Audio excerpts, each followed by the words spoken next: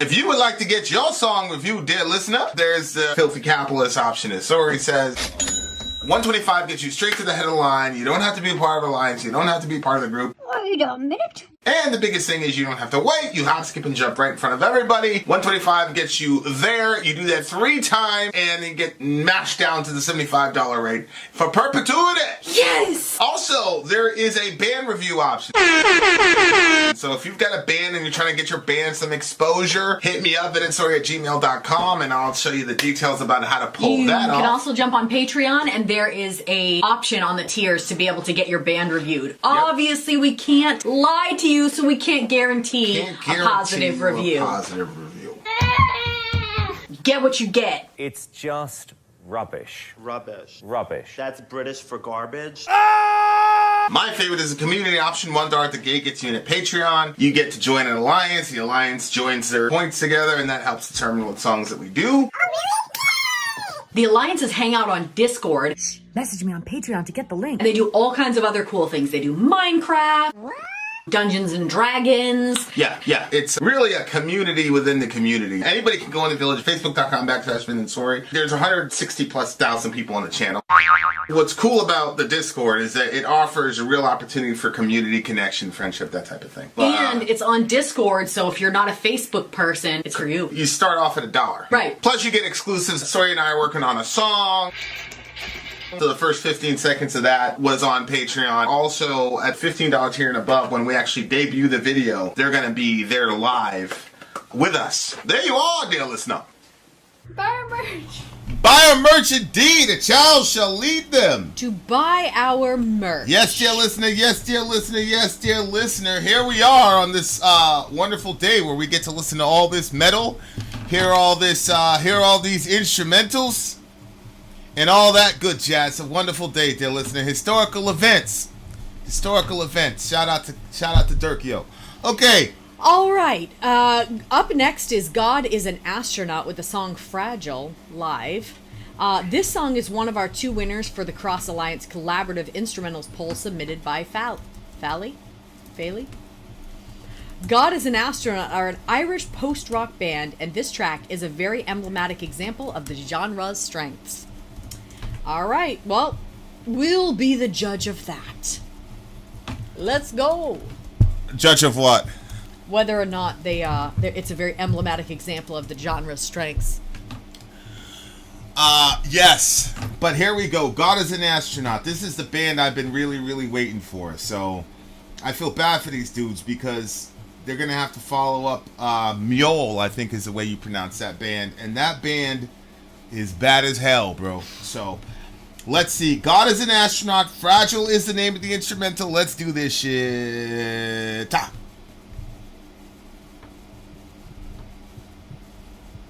Is it a live performance? Yeah, it's supposed to be live.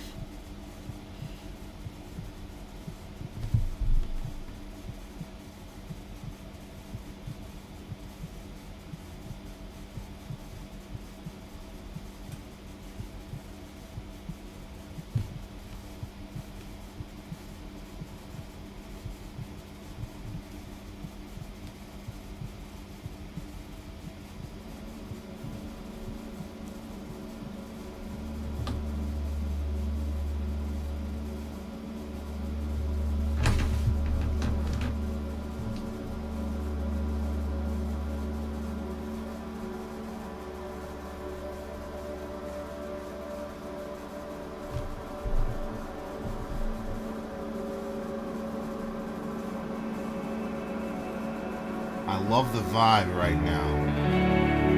Woo!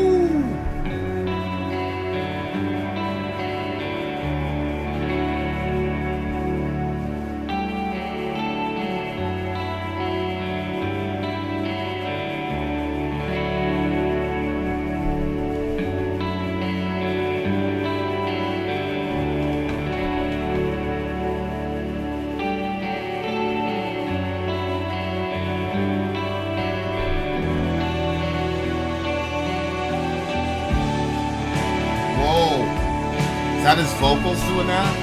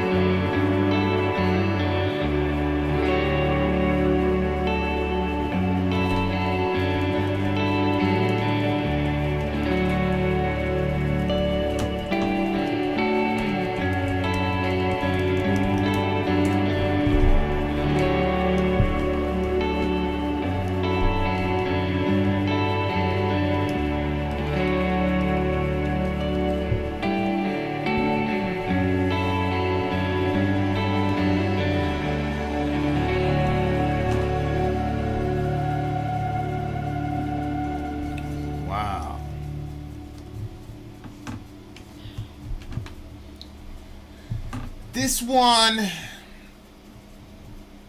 I felt like was a little bit too short.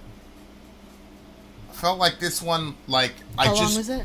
I just barely started hearing it. It was like 4 minutes and something. I felt like I just started listening to this song and then it ended on us. It was like 4 minutes. It wasn't even 5 minutes long. So it was just too quick. I loved the dynamic of the guy's vocals, which that was one of the things I was thinking. Like, I was playing yesterday, I was like, damn, I wish she would come and just do some humming and hawing or whatever. But so I'm like, yes. And did you see that technique he was using where he would play the notes? He would arpeggiate the notes in the chord, and then he would play the all the notes simultaneously. You know, I wasn't watching. I was just listening. like I'm using that technique on my current thingamajiggy. So yeah, man, like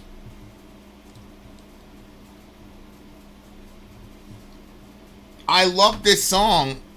And maybe I feel like it was too short because I was enjoying it so much. Because, you know, what, 3.5 minutes is the average for a radio song? And we've reviewed some radio songs that were 3.5 minutes that felt like, that motherfucker felt like a 10, 11 minutes, 10, 11 minute kind of situation. Mm-hmm. So maybe it's like a really high compliment. I felt like this song was like 2 minutes long, bro. Like that shit was just like way too quick for me. I absolutely loved, my favorite part of that entire thing was what he did with the vocals. That was crazy. It wasn't as dynamic or as ambitious as the previous song. Mm-hmm. I definitely loved it. But it wasn't like at the level. I felt like the previous song was mega ambitious. You had blast beats, you had a lot of rhythm changes. Like they were really trying to go somewhere. Even at the end, it was kind of. I didn't talk about the little mini heavy section in the end of the previous song. Like it went a lot of different places. Whereas this one, yeah, I like what Rip just said. It really subtle. Mm-hmm. This one was really subtle and was kind of like a slow burn and one of those things you just put on repeat over and over and over and over again. So to really get the effect, like that's what I did with the Neo stuff. Even though Neo they go pretty long, which I love. Mm-hmm. There's one here that's pretty long, which is pretty cool. We're gonna be able to sit and cook in it. But yeah, this one was too short for me, bro. I want more of that shit. This one to me was like, so when the song first started, like I just pictured like this empty stage because I didn't know what was coming, and then as the song like started picking up, like I just was like picturing like children coming out and doing like this really cool interpretive dance, and then I was like started thinking about like okay, so we're from Maine, obviously, and summers are like, you blink and they're over. So as a child, you're in school, so you finish school for the year, and then you've got just a couple months before school starts up again. But those 2 months that is summer is like the best time of your life. And like that to me was like, this song felt like that. It had like a simplicity to it, almost like a childlikeness, and then like a joy in like simple things. So probably people have seen this before, but like if a girl's hair is all like soaking wet and then she flips her hair back and like all the water droplets just like fly into the air, and the way that the sun hits them, it just makes like all this shimmering, like stuff like that, like just really, really beautiful, like stuff with water and all kinds of different things. But just it just had that sort of not whimsical, but like I guess I would go with more of like a real-time summer feel as a child. So I really enjoyed it. It reminded you of summer. Mm-hmm. That's fascinating. Yep. It didn't really remind me of summer per se. I couldn't really get my... this is funny. Lone Survivor, there's a band called... shit, I forgot the name of the band. Explosions in the Sky.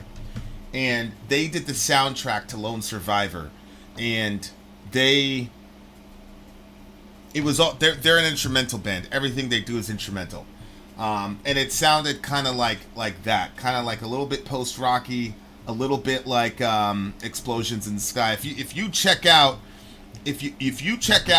Explosions in the Sky, you'll see they sound a lot like that.